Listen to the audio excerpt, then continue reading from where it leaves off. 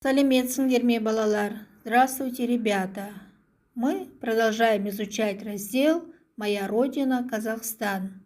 Тема урока «Под единым шанраком».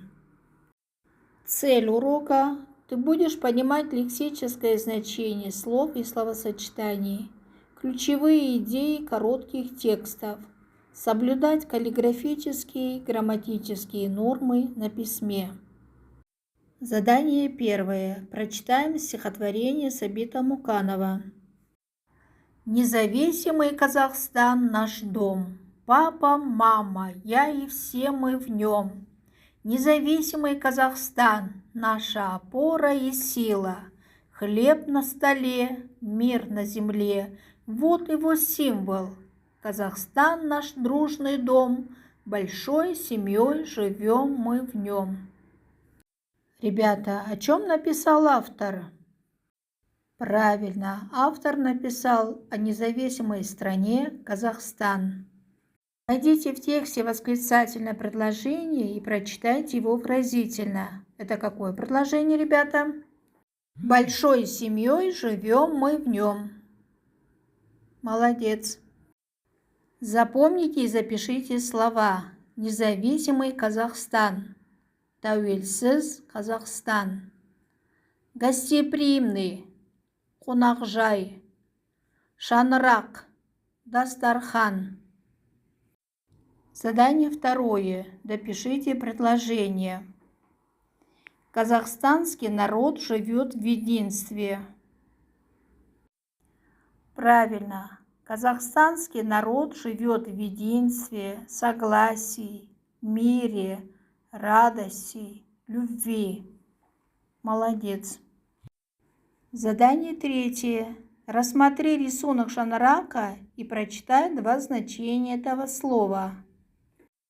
Первое значение. Шанрак – это символ дома, домашнего очага, продолжение рода. Второе.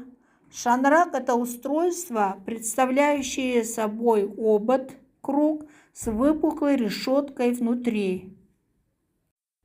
Какое из двух значений слова «шанрак» больше всего подходит к этому стихотворению?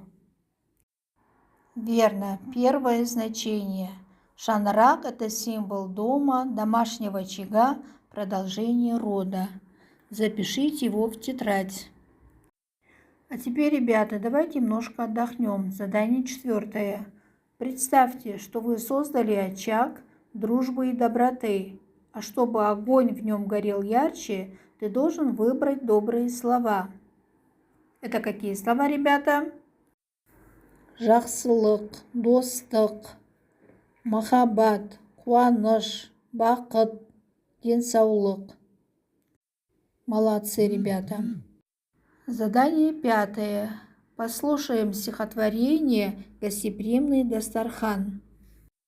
Гостеприимный дастархан, қонақжай дастархан. Приехал долгожданный гость. Давно он не был в нашем доме. Его встречать нам довелось с радушием, вежливом поклоне.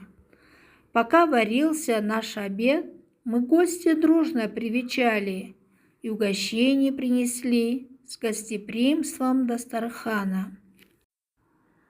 Долгожданный гость көптен күткен қонақ.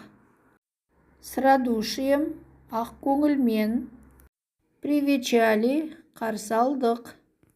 Гостеприимный хозяин, қонақжай үй иесі.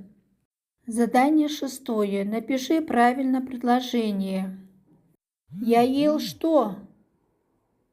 Блины. Меня угощали чем?